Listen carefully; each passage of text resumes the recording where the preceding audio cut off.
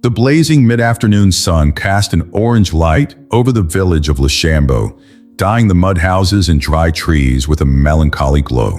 The air was thick, as if even nature sensed the weight of that moment. Mwadi, a 21-year-old girl with big, bright eyes that reflected a mix of hope and despair, stood in the middle of the dusty road. In front of her, Toby, the man who had won her heart with sweet words and promises of a better future, remained motionless, looking at her with a mixture of coldness and impatience. She held a small bundle in her hands, an almost instinctive gesture to try to calm herself. Inside her, a life grew, the fruit of a love that now seemed like a lie. The silence between the two was piercing, only interrupted by the distant sound of children playing and the murmurs of women whispering on the other side of the road. They watched the scene with judgmental eyes, waiting for the next twist in the drama that was beginning to unfold. "Toby, you can't leave me like this," Mwadi said, his voice shaking and his eyes beginning to fill with tears. "I don't have anyone. You said we would be together, that we would build a life." Her tone was pleading, but there was a veiled strength to her words, as if she were holding on to her last spark of dignity. Toby, a tall man with a confident stance, looked away, as if her words were a passing annoyance. He sighed, fidgeting nervously with the sleeve of his shirt, before responding coldly. "I never promised anything, Mwadi. You knew I had my plans. I can't ruin everything for this." He pointed vaguely at her belly, as if he couldn't even name the child he was carrying. Those words were like a blow. Mwadi felt her legs weaken for a moment, but she stood firm. His heart was broken, but his mind, confused and full of questions, refused to accept what he was hearing. "You talking like I chose this on my own? You were there, Toby. You said you loved me." His voice rose, full of emotion, attracting the attention of more people in the village. Now, the road was almost silent except for the two's dialogue. Toby laughed bitterly, shaking his head. "Love doesn't pay the bills, Mwadi. Love doesn't give me the life I want. I'm not going to stay here stuck in a life I never chose. Take care of it yourself." Without another word, he turned away, leaving her alone in the dust of the road. Every step he took seemed to weigh more heavily on her shoulders, as the sound of his shoes faded into the distance. Mwadi stood there, feeling as if the world had stopped along with her. The village women, who had previously been whispering discreetly, now spoke openly, throwing out sharp comments. "I knew he wasn't the man to stay," said one. "Poor Mwadi, so young and so naive," muttered another, shaking her head in disapproval. The words felt like knives, cutting through any attempt Mwadi had to hold back the tears. Her feet began to move almost instinctively, taking her away from the voices, the looks, and the place where her heart had been shattered. Each step on the dry land felt heavier than the last, as the reality of the situation sunk into his mind. She was alone, pregnant, and had no one to support her. Her father had died years ago, and her sick mother didn't have the strength to take care of her, let alone a baby. She walked to the hut of Maman Didi, a woman known in the village for both her wisdom and her skills as a midwife. Maman Didi was an imposing figure, with a presence that seemed to fill the entire room. His hut, dark and full of herbs hanging from the ceiling, gave off a strong smell of medicinal plants and burning oil. Mwadi entered hesitantly, holding the bundle tighter than ever. "Girl, what happened?" asked Maman Didi, without even looking directly at Mwadi as she prepared tea in an old kettle. Her voice was calm, but charged with authority, as if she already knew the answer. "He left me, Mama," Mwadi said, her voice barely coming out as she sat on a wooden stool. "He said he won't stay, that this is all my fault." The words came like an avalanche, followed by tears she could no longer hold back. Maman Didi stopped what she was doing and slowly turned around. His eyes, deep and full of stories, looked at Mwadi with a mixture of pity and firmness. "Men like Toby never stay, girl. They come, take what they want and leave. But you are strong. You'll get over this." She walked over and placed her hand on Mwadi's shoulder, a gesture that seemed more burdensome than comforting. Mwadi did not respond. She just looked at the flames flickering in the small stove, feeling as if her own life was burning along with the firewood. But in the back of her mind, an idea was beginning to form, something she didn't want to admit even to herself. She knew she needed to do something, anything to survive. But at what cost? The sound of hurried footsteps on the street interrupted the silence of the hut. It was as if the world outside remained indifferent to Mwadi's internal chaos. She wiped her eyes, trying to compose herself, but the weight of the approaching decision was already beginning to suffocate her. Mom Ndidi's hut was a dark refuge amid the emotional chaos that Mwadi experienced. The clay walls, adorned with hanging herbs and protective talismans, seemed to absorb the pains and secrets of those who entered there. The air was thick with the pungent smell of medicinal oils and incense, a mixture that seemed to both comfort and suffocate.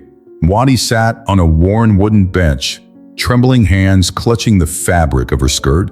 Her eyes scanned the room, searching for something that might offer a glimmer of hope. But all she found was Mom Ndidi's steady gaze. "You need to calm down, girl," said the midwife, as she stirred a dark liquid in a clay bowl. His voice was low but authoritative, like someone who had seen a lot of life and knew that despair solved nothing. Mwadi opened his mouth to speak, but no words came out. The weight of her situation seemed more than she could bear. The image of Toby turning away still burned in her mind, a cruel reminder that she was now completely alone. "Mama, I don't know what to do," Mwadi finally said, his voice broken by suppressed crying. "I can't go home like this. My mother is sick.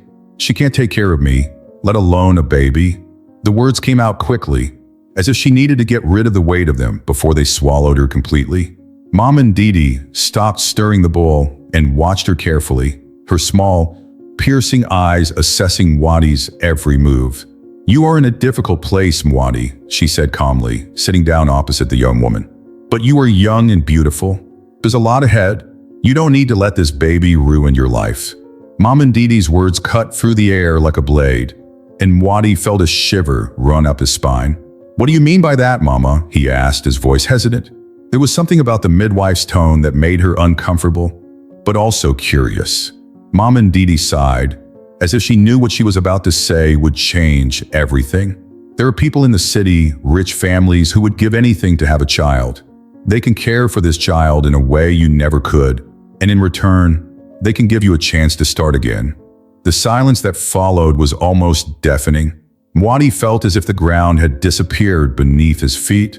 The idea was so unexpected that she didn't know whether to feel relieved or horrified. "So my baby?" Mwadi's voice was barely a whisper, but it carried a mixture of disbelief and fear. I don't know if I can do this. What if I regret it?" Her eyes searched Mom Ndidi's face for some answer, but the midwife's expression remained unwavering. "Regret doesn't fill your belly, girl," said Mom Ndidi, with a matter-of-fact tone that seemed to completely ignore Mwadi's emotional turmoil. "Think about it. You can use this money to change your life, to get out of here and start again." Mwadi was silent, his hands clenching the fabric of her skirt until his knuckles turned white.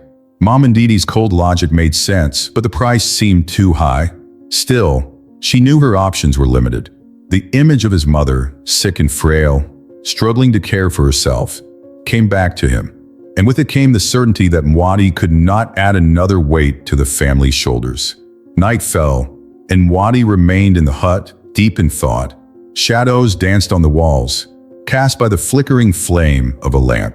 Every sound seemed amplified in the darkness. The buzzing of insects, the crackle of burning wood, the sound of his own heart beating in his chest.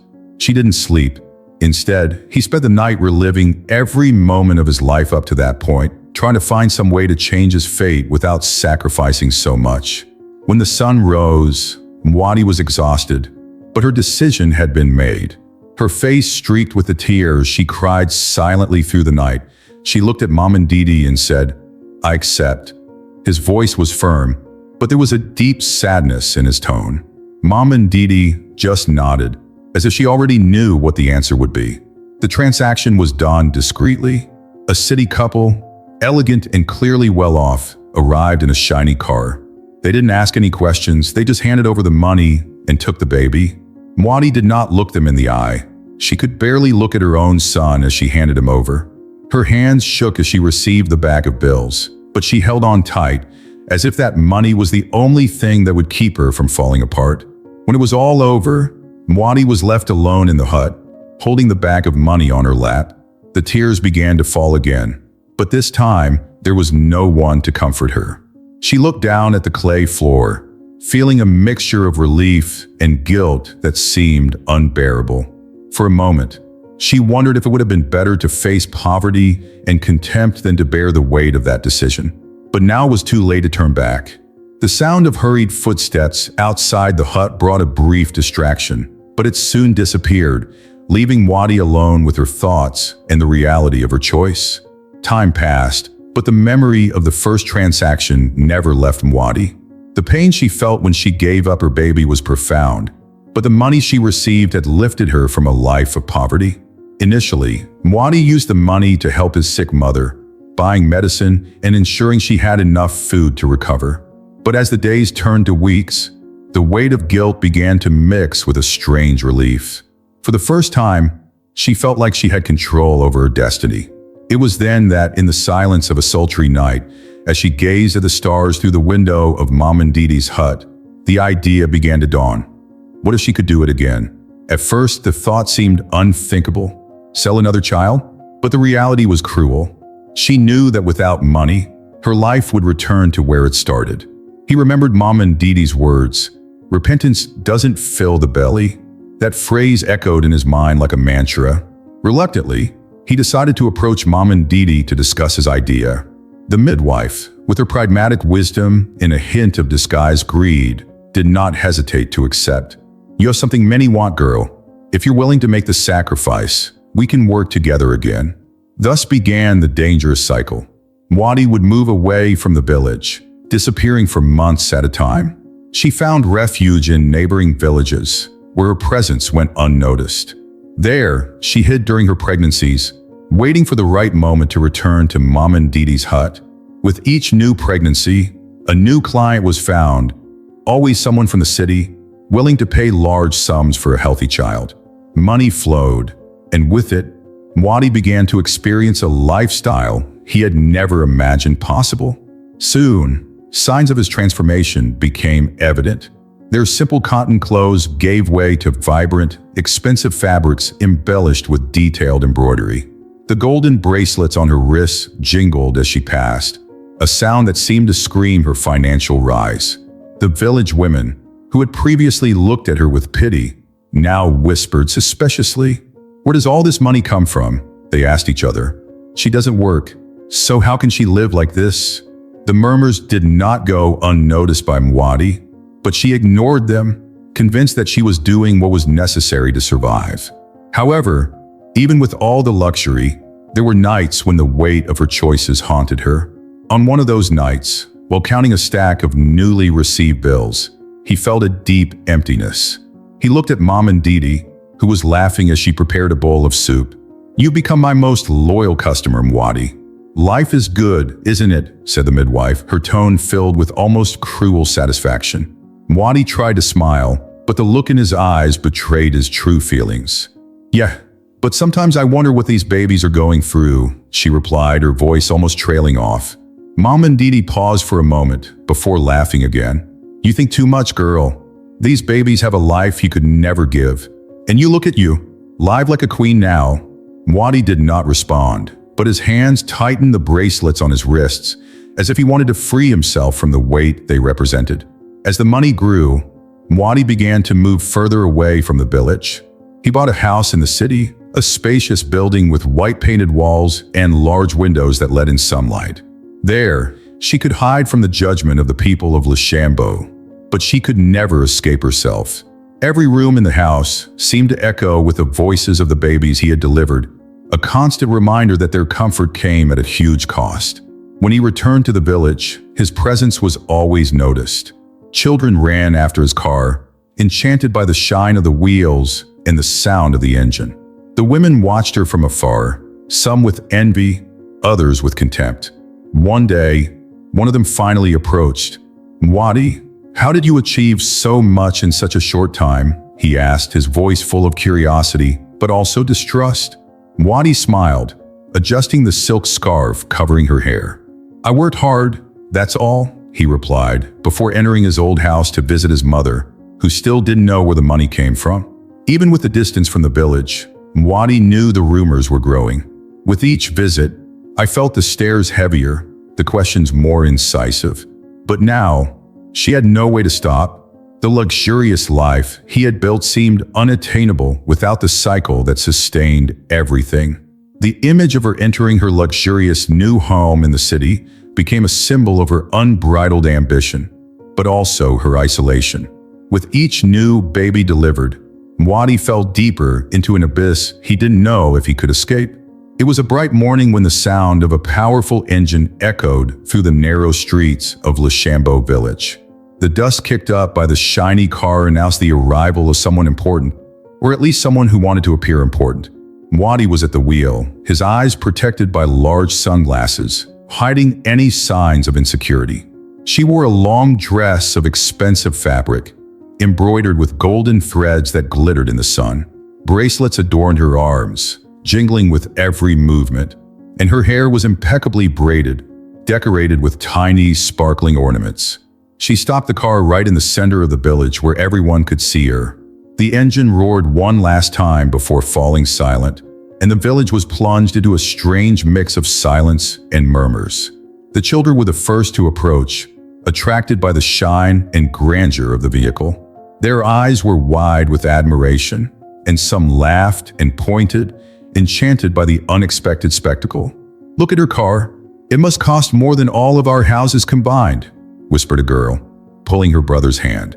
Meanwhile, the adults watched from afar, their heavy judgmental gazes hidden behind impassive expressions.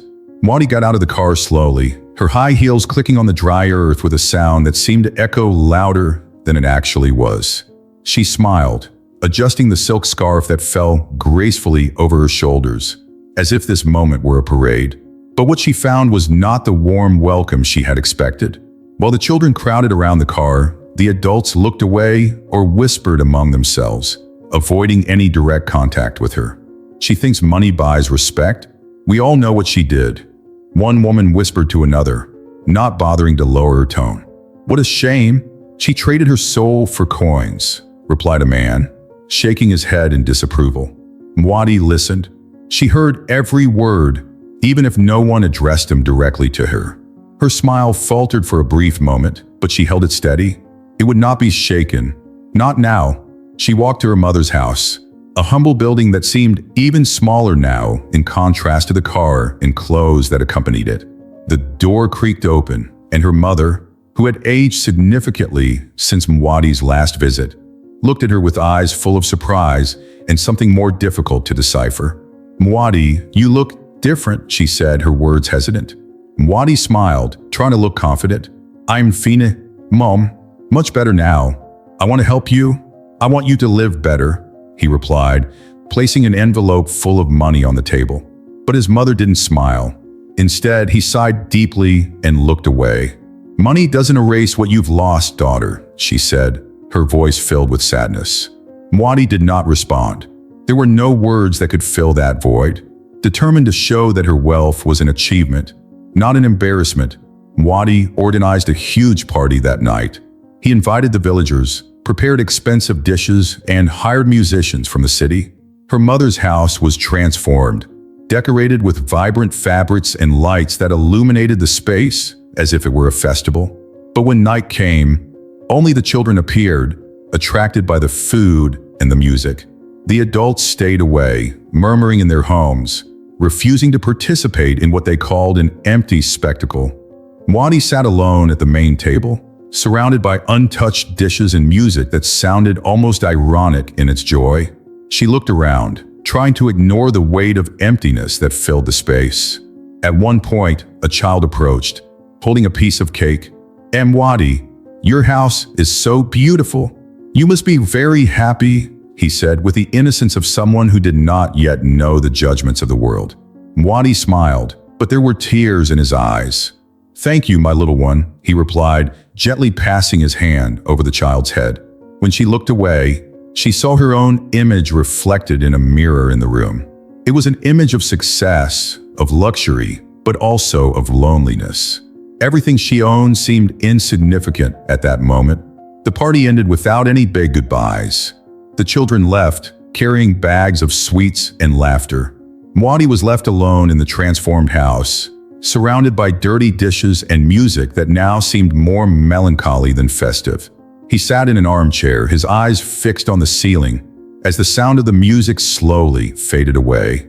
Outside, the village returned to its peaceful rhythm, as if nothing had happened. Mwadi knew that no matter how hard he tried, he could never buy back the respect and love he once had. The money he accumulated was just a fragile shield against a loneliness that was becoming increasingly inevitable. The day began with a cloudy sky, as if nature reflected the tension that hovered over the village of Lashambo. In the center of the square, residents gathered around an unlit bonfire, forming a tight circle. There was a buzz of low voices, mixed with the sound of feet stepping on dry earth and chickens scratching around. In the middle of the crowd stood Maman Didi, her usually confident posture now slightly hunched under the weight of what was to come. Beside her, the village leader, an elderly man with an imposing presence, gestured for the group to remain silent. Maman Didi, began the leader, his deep voice echoing through the space. You know why you are here? The rumors have reached all of us, and it is your responsibility to set the record straight. Is it true what they say, that you and Mwadi have been profiting from innocent lives, selling children as if they were commodities? He looked directly at the midwife, whose usually unflappable face now showed signs of concern. Maman Didi hesitated, but the pressing gaze of the crowd did not allow her to remain silent for long. I just helped, she said, her voice firm but low. The choice was always Mwadi's. The whispers grew in intensity like a wave about to break. From the other side of the crowd, Mwadi emerged. She was wearing a long silk dress, shiny and extravagant, clearly inappropriate for the moment. Every step she took felt like a challenge to the judging eyes that followed her. Silence fell as she entered the circle. Her eyes were wide, as if she finally understood the gravity of the situation. The village leader turned to her with an expression that mixed disappointment and anger. Mwadi, he began, his voice now thick with emotion. Is it true? You really sold your own children? You shamed our people, our community. How many lives have you destroyed because of your greed? Mwadi tried to respond, but the words stuck in his throat. Tears began to stream down her face as she looked around, seeing the familiar faces that now seemed so distant and hostile. Finally, she found her voice, but it was weak, shaky. I just wanted to survive. I never thought about what I was missing. I didn't know it would be like this, she said, almost begging for understanding. But there was no mercy in the eyes of the residents. Her words, instead of appeasing, only inflamed the crowd's anger. A woman shouted, "Didn't you think? Didn't you know? How many mothers cried because he took away their children? How many children did you condemn to an unknown fate?" Other voices joined in, accusing, condemning. Mwadi tried to explain himself, but his words were drowned out by the clamor.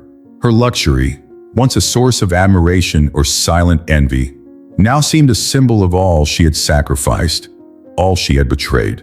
Finally, the leader raised his hand, asking for silence. Enough, he said, his voice cutting through the commotion. He looked at Mwadi with eyes that seemed to weigh centuries of wisdom and pain. You have broken the trust of everyone here. You have chosen money over your community, over your own humanity. There is no longer a place for you among us. The words were final, and their impact hit Mwadi like a blow. She fell to her knees, her hands covering her face as she sobbed. But no one moved to console her. No one offered a gesture of support or a look of compassion. As the crowd began to disperse, the leader approached them for the last time. You could keep your bracelets in your expensive clothes, Mwadi. But remember, wealth without honor is a burden no one can bear for long. He turned and walked away, followed by the residents.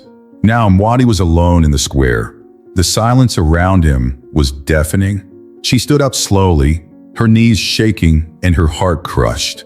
Without direction, she started walking, Each step felt heavier than the last, and the echo of her sandals against the floor seemed to mock her.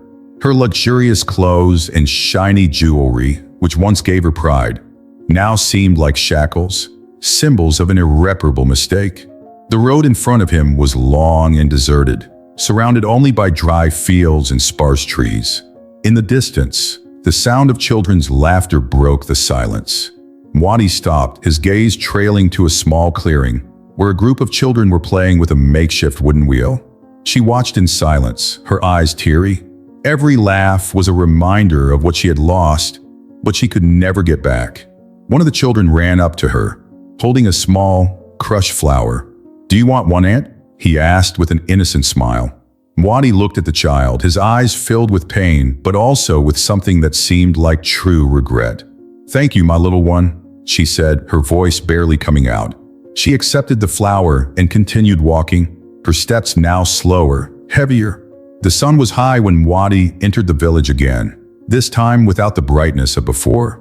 Jewelry was left behind, expensive clothes replaced by simple attire that seemed more suited to the heat and dust of Leshambo. She carried with her a small bag, not of goods, but of documents and notes. This time his arrival was not accompanied by whispers of envy or children running to admire him. She entered silently, without attracting attention, but with a clear purpose: to try to repair what she had destroyed. Mwadi spent days visiting houses in the village, one by one. He went door to door, offering money to families who needed it most. Some accepted it reluctantly, with wary eyes, as if the weight of the money was more of a curse than a blessing. Others refused outright, closing their doors before she could even explain. "We don't need your charity," said a woman, her voice sharp and bitter. Despite this, Mwadi did not give up. Her next step was bigger.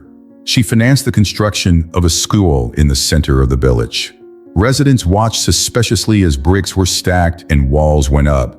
But no one could deny that the school was necessary. Many Leshambo children had never learned to read or write, and now they would have a chance. When the school opened, Mwadi was there, accompanied by a small group of smiling children. She cut the red ribbon with shaking hands, but the smile she tried to keep on her face soon faded when she realized that most of the adults remained at a distance, watching silently. At the end of the ceremony, the village leader approached her. He was dressed in his usual simple robe, but his presence was still imposing. "The village thanks you for your generosity," he said, with a tone that seemed as heavy as his words. "But some mistakes cannot be erased, Mwadi. You need to understand that." He looked at her eyes for a moment before turning his back and walking away, leaving her alone in the scattered crowd. In addition to the school, Mwadi financed the construction of a well, a long-ignored need in the village. She chose a central location so no one would have to walk far to get water. The well was completed within a few weeks, and when the water gushed out for the first time, the children cheered, jumping around the crystal-clear stream. But once again, the adults stood on the sidelines, watching in silence, with expressions that varied between gratitude and suspicion. "She thinks she can buy our forgiveness," someone muttered. Mwadi listened, but did not respond. There was nothing he could say to change those opinions. Over time, Mwadi realized that she would never be accepted again. She abandoned her luxurious house in the city and built a simple hut on the outskirts of the village, near a hill where the wind was constantly blowing. The hut was modest, with mud walls and a thatched roof, but she decorated it with small touches of beauty: wildflowers in clay pots and curtains made of simple but colorful fabric. There, she spent her days in silence, cultivating a small vegetable garden and caring for animals she found abandoned along the road. From time to time, Mwadi would be seen at school, helping children learn their first written words or simply telling stories under the shade of a large tree in the courtyard. The children adored her, but their parents remained wary. "She's good with kids," some admitted, but that doesn't change what she did. Despite this, Mwadi seemed to find some peace in these moments, although a constant sadness inhabited his eyes. One afternoon, while watering his garden, he heard laughter coming from far away. He climbed the hill next to his hut and saw the village children playing around the well. Some threw water at each other, while others ran after improvised balls made from tied cloths. The scene brought a smile to Mwadi's face, but also a pang of pain. She thought about the children she never knew, the lives she gave to strangers for money. "I can't change the past," she muttered to herself as the tears flowed freely. "But maybe I can make sure they have a better future." As the sun began to set, Mwadi sat atop the hill, watching the horizon turn shades of orange and red. The wind played with the edges of her tunic, and she closed her eyes for a moment, letting the breeze carry away some of the weight she was carrying. When he opened his eyes again, his gaze was fixed on the infinity, full of longing and resignation. He knew his life would be lonely, but he had accepted it. Now all he could do was expect his recent actions to bring some good, even if he was never truly forgiven. If you enjoyed this video, please help us grow by subscribing to this humble channel. And if you'd like to watch more videos like this, we prepared the next video especially for you. Click here to watch.